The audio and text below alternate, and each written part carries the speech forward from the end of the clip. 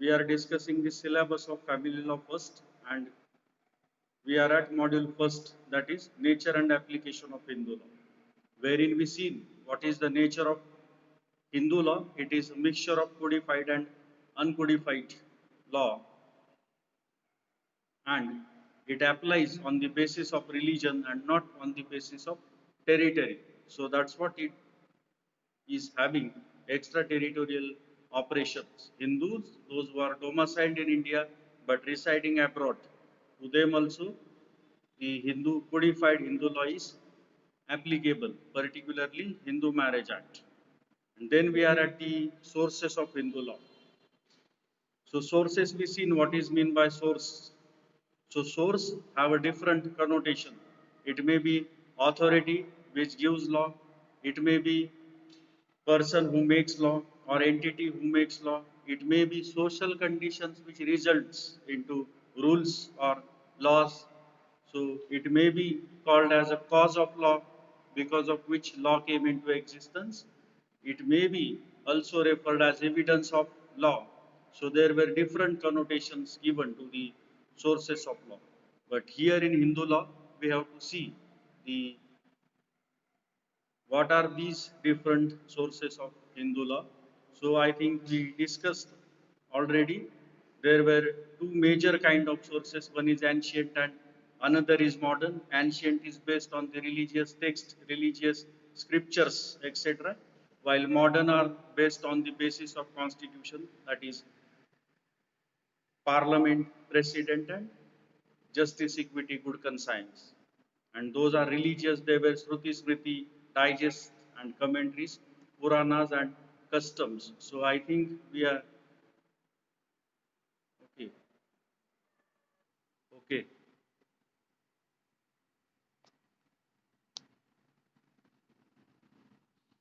आता येतोय ना?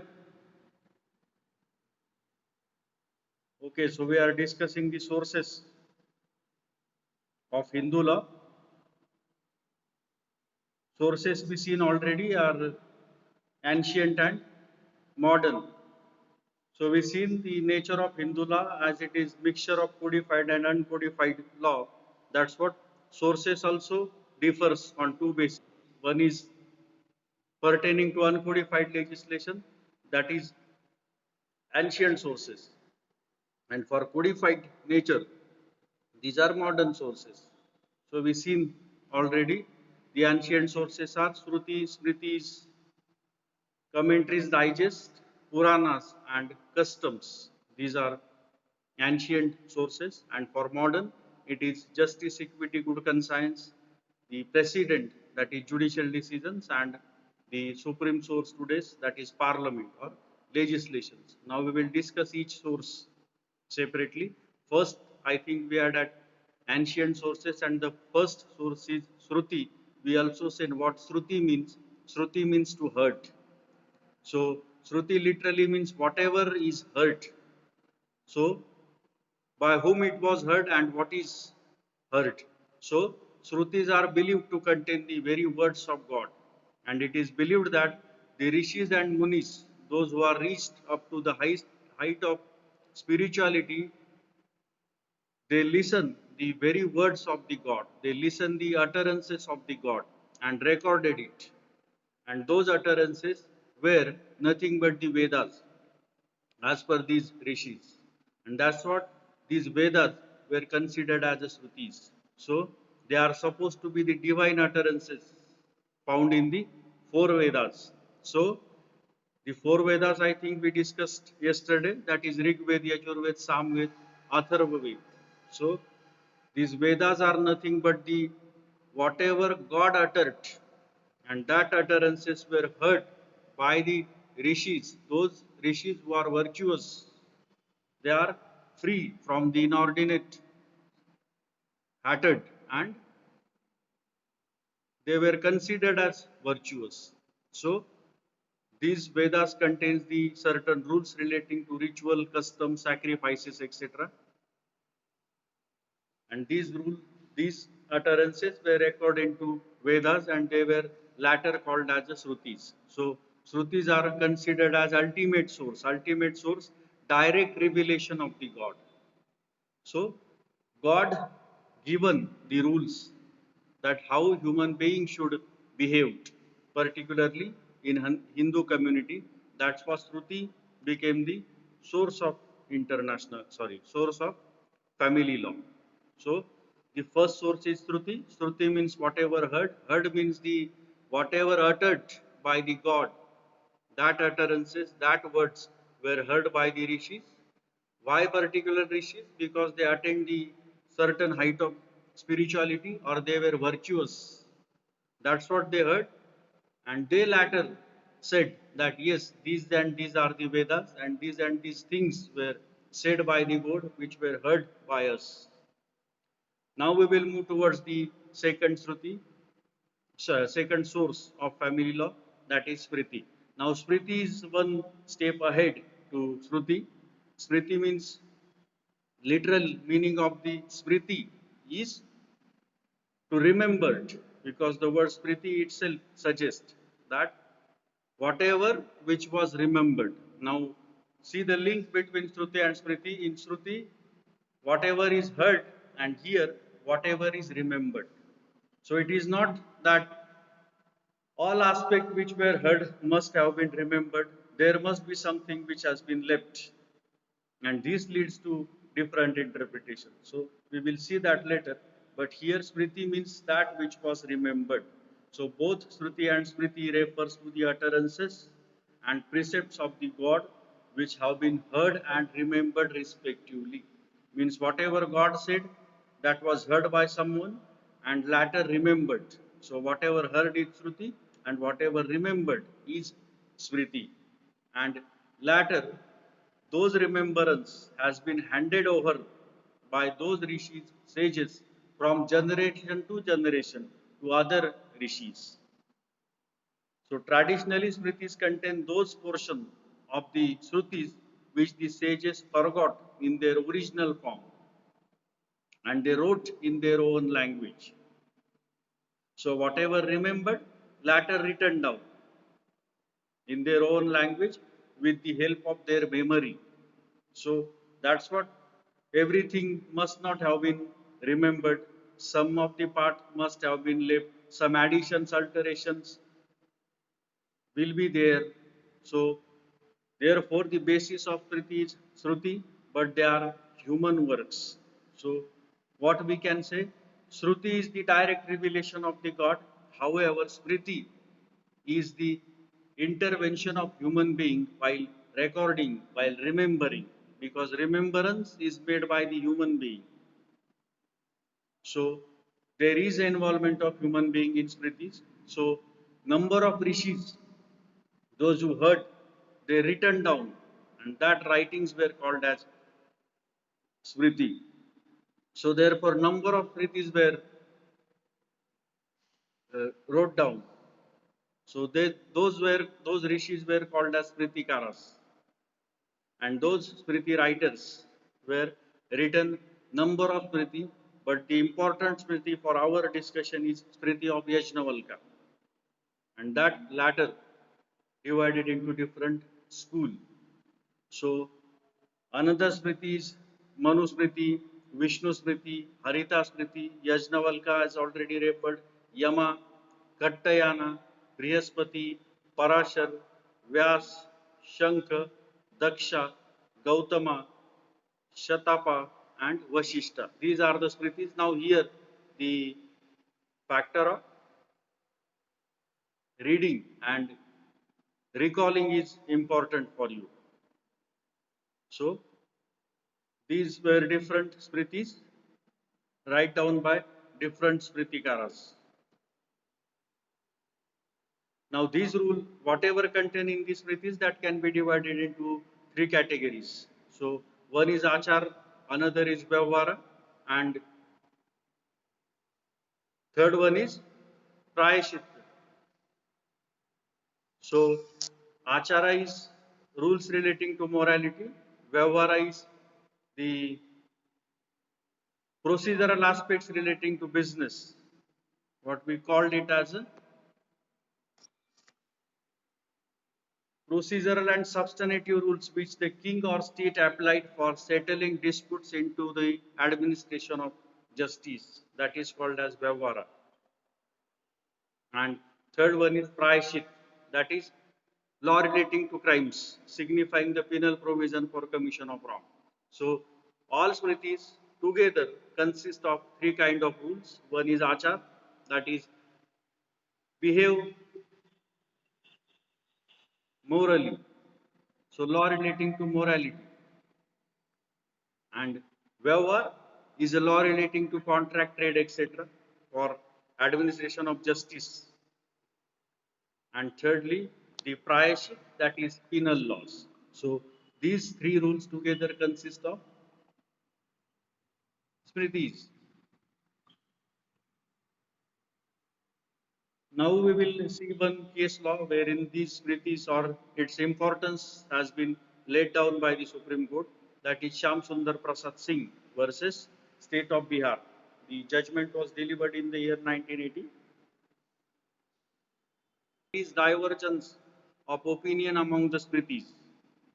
The court should consult the prevailing practice among the people while decoding a case, and if there is a clear usage to the contrary, the Smriti must yield to such usage. In simple words, if there is controversy over Smriti, one Smriti is saying one thing, another Smriti is saying another thing, then the court must accept the practice followed by the people in conformity with the Smriti.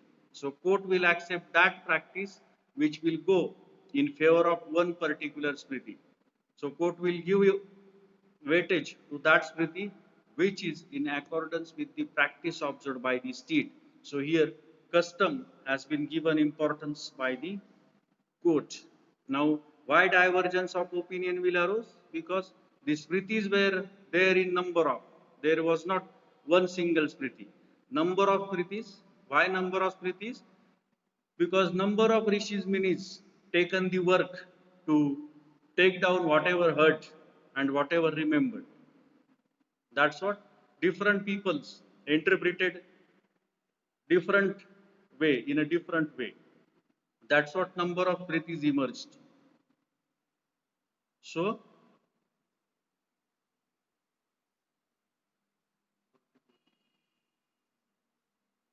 So there were different kinds of kritis, and there is a possibility that divergence of opinion could be arose. But what could be done in such divergence that has been laid down by the court hearing Shyam Sundar Prasad. Now we will move towards the third. Is there any doubt about Shruti and Smriti? The two things are there to remember. Shruti means whatever heard and Smriti means whatever remembered. Because what the process is, the rishis heard from the god, they remembered and later written down. So journey from Shruti to Smriti is from hearding to remembering. Later, now those smritis were taken. We seen already smritis were handed over from generation to generation by the rishis to their descendants. So once they took the smriti, they tried to interpret those smritis as per their own notion, as per prevailing practices, as per change of circumstances which took place in the society, and this results into digest and commentaries. So we have commentary book on law. Similarly, we take the Ware Act and try to interpret, try to add case law, try to add examples and write a commentary book. Same thing is happen here. Here, some person taken the smritis and interpreted it. It results into digest. So commentaries. That's what after Shrutis came the era of commentators and digest. Commentators means those who are commenting, those who are criticizing. That's what it is called as a tika or bhashya. And digest were nothing but the nibandhas. So explanatory note, writing explanatory note over the smritis leads to digest, and criticism leads to commentaries. So this period covered more than 1,000 years, wherein different digest commentaries were evolved. So all the Smritis did not agree with one another in all aspect. and this conflict led to several interpretations put upon them. So Smriti is again interpreted by different persons, and these in turn gives rise to commentaries. So commentaries, which were called Nibandhas, are nothing but the interpretation, criticism, explanations made by some rishis on the Smritis. So that source is called as digest and commentaries. So Nibandhas, we seen already nothing but the interpretation put on the Smritis by different commentators. But while interpreting these Smritis or making commentaries, what these commentators did, they did not merely interpret the Smritis, but they also recited the custom and usages with the commentators found prevailing among them.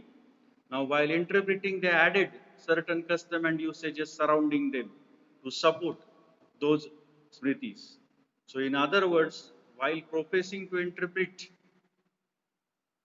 the law laid down in Smritis, these commentators introduced modifications in order to bring it into harmony with the current usages. That's what the some of the commentators among them were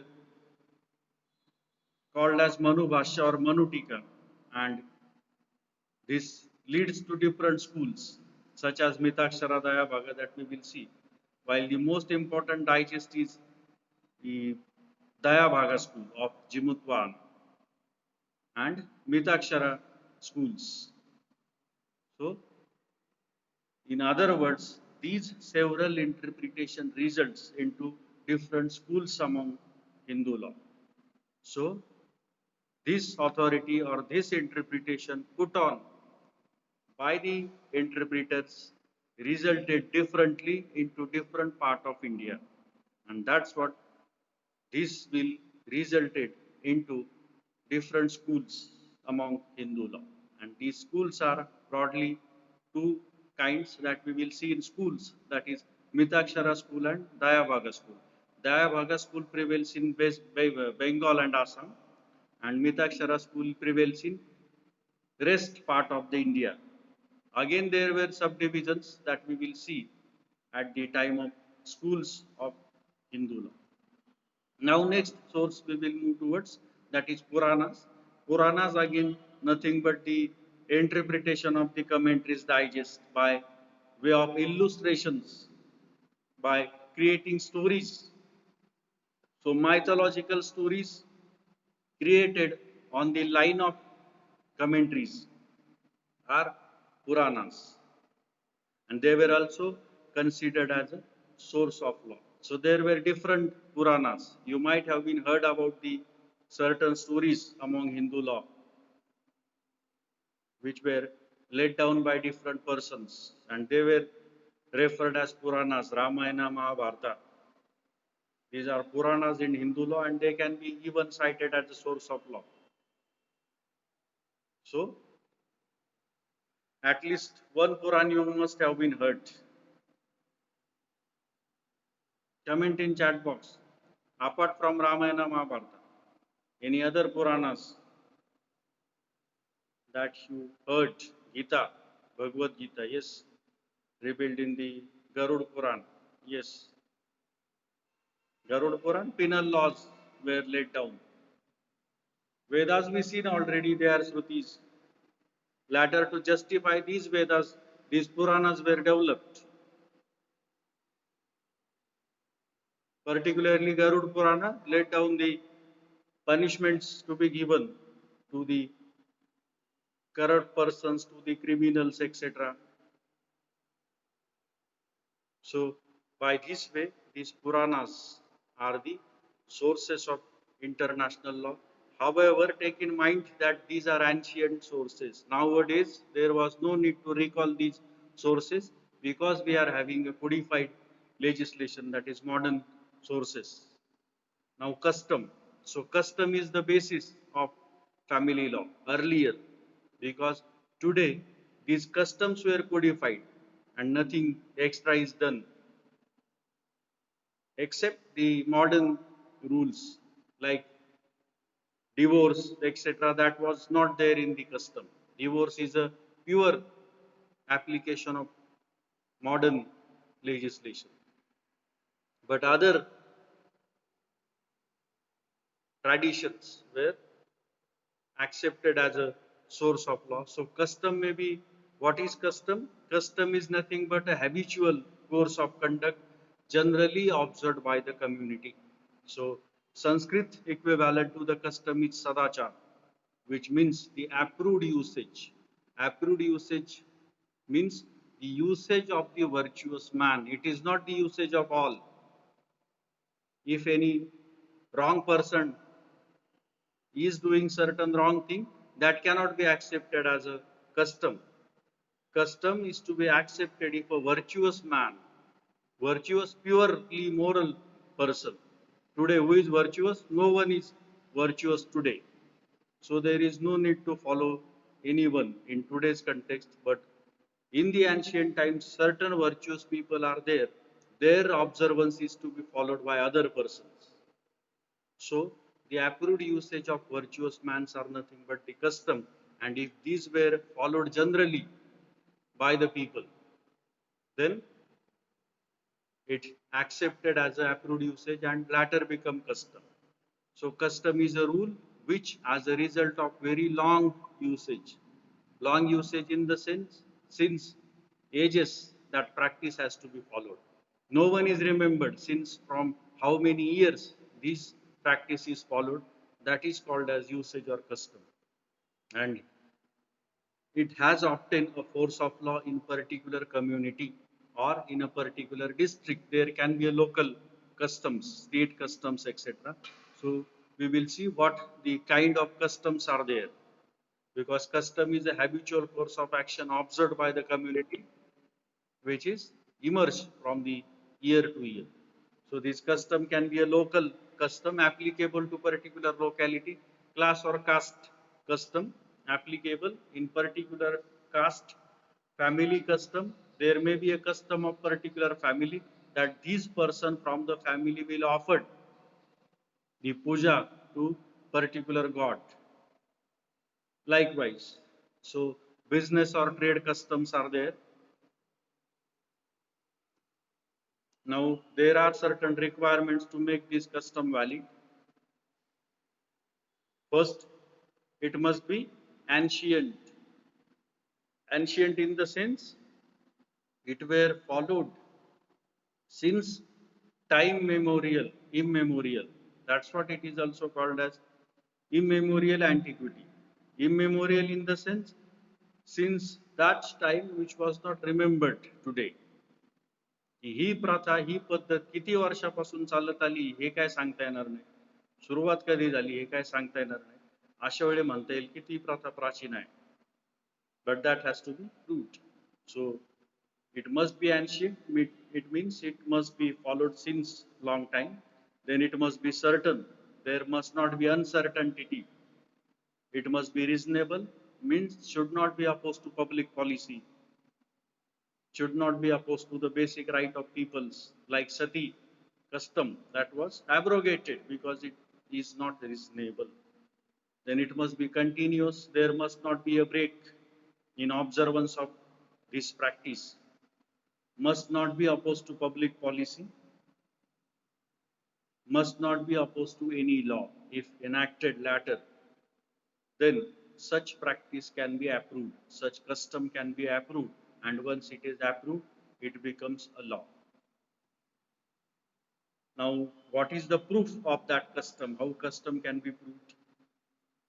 So the burden of proving custom on the person who alleges it. Now, burden in the sense in law, every fact must have to be proved. If you say this and this is the custom, suppose you say the priest of a particular temple are entitled to take all offerings made into the temples. And this is the custom followed since ages. Now you have to prove this, one who says. So that is called as a burden. Burden is responsibility to prove particular thing. So here, if any person alleges any particular custom that this family is entitled to drive vehicle from this way, since ages, and this is the family custom or this is the local custom. Now that family has to prove, the burden is on that family, that how many years and all essentials has to be proved by such particular person, and it can be proved by instances. Instances means you have to show to the court, yes, in this and this year this was held and it was accepted, this was done, it was not opposed, etc. And this was said by the court in Prakash versus Parameshwari, that one instance does not prove a custom. You have to say, prove the series of instances or more than one instances. Then court will accept, yes, it is a custom and it is approved.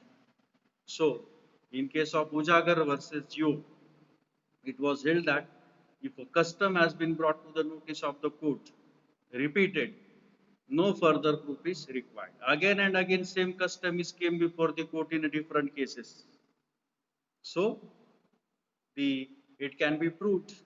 So, no need to bring other instances before the court. Similarly, through documentary evidence, the customs can be proved. So, these are the ancient sources of Hindu law, which we had discussed. Now we will go towards the modern sources. So, first modern source is justice, equity, and good conscience. So, these sources there even prior codification. So, justice means to bring equity, to establish justice. So, equity means fairness. There should not be a bias. There should not be hatred against one person. There should not be the prejudice in the mind of a judge while delivering justice. And these principles were collectively observed even in absence of any law, because these principles are principles of natural justice. So, true justice can only be delivered through equity and good conscience. So, when these principles were made applicable, so in a situation where there is no express rule is given, then the reasonableness of the judges has to be adopted by them.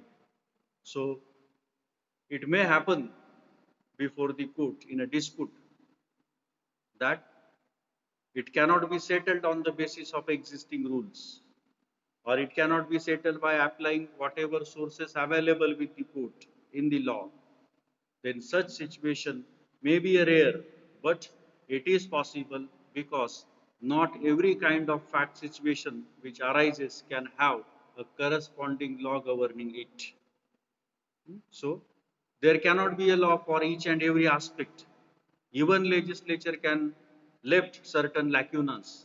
Then those lacunas can be filled by the judges while applying principles of justice, equity, good conscience. So, court cannot refuse to settle the dispute in the absence of any law. Court cannot say that there is no any law, so we cannot settle this dispute. In such situation, it is the duty of court to apply their own consciousness. So, the principles of justice, equity, good conscience has to be applied by the court. So, they also turn as a principle of natural law, as already stated, and these were applied since 18th century. When the Britishers established the court, they started administration of justice, and there were no law dealing with the religious community in codified sense. The customs, religious texts were silent on certain aspects. Then they try to evolve, try to apply these principles of natural justice. And one example of such application can be cited in Kenchava versus Girimalappa, the judgment delivered by Privy Council in the year 1924. Privy Council is a highest court established by the Britishers for the colonies acquired by the Britishers.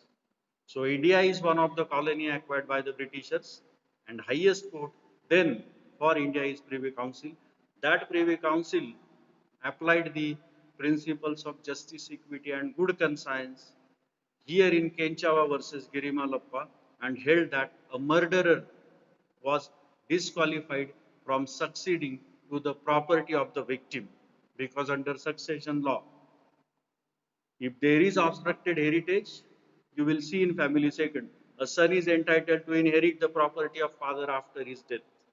But here, what son did to succeed that property, he caused the murder of his father and latter claimed to succeed the property.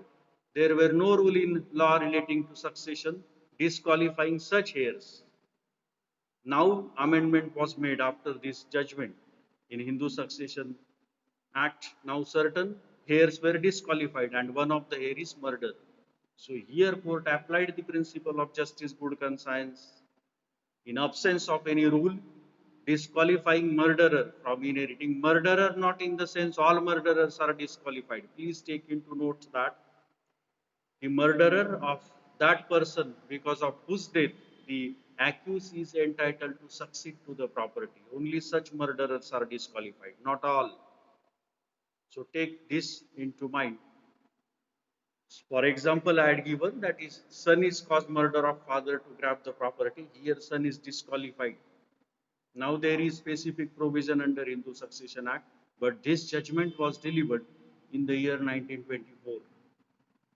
So therefore, English law founded on public policy was applied to a Hindu on the ground of justice, equity, and good conscience by the Privy Council.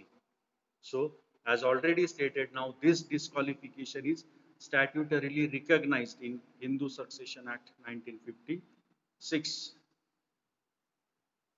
Then the next source is precedent or judicial decisions. So, the court, when settle the dispute, they interpret the existing law and evolved different principles. In our introductory lectures, we had seen how many principles through judicial activism were evolved by the court.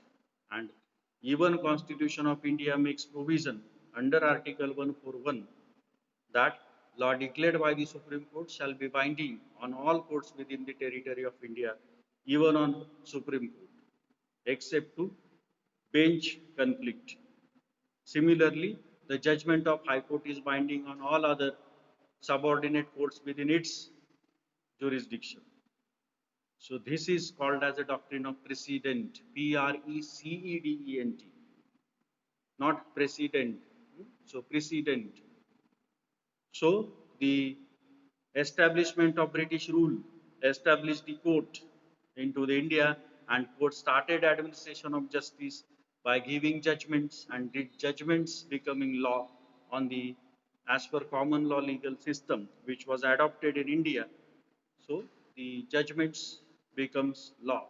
So the court tried to interpret the person law in different matters such as marriage, adoption, succession, etc. And certain sources, religious sources were silent, commentaries were silent on certain aspects. So judges interpreted and tried to fill the gap by delivering judgments. And these judgments were followed. So as a result of British rule in India, judicial precedents became necessary and useful guides in the application of Hindu law. Therefore, today, no lawyer will be seen referring to the original text of Hindu law, but they were referring the law reports, be it All India report or even in today's online databases, be it a Manupatra, Supreme Court online, several. So the progress of Hindu law was made in the 19th and 20th century because of the ruling of court, and the decision of the courts were day by day found to be taking place of the commentaries, taking place of the religious text, and thereby the decisions of the courts are becoming binding. So we seen already Article 141, the judgment of Supreme Court is binding on other courts. And last source is legislations. We are not giving much time to discuss this source because this source we have to see henceforth in detail. So legislations are the enactment of parliament, state legislatures, codified law prepared after in-depth discussion taking place into the houses on each point, on each section, and later those were finalized. So there was a process of legislations as already seen by us, and once law is codified, that becomes supreme. While codifying, the law may be gave a way to the custom. So it may say, henceforth,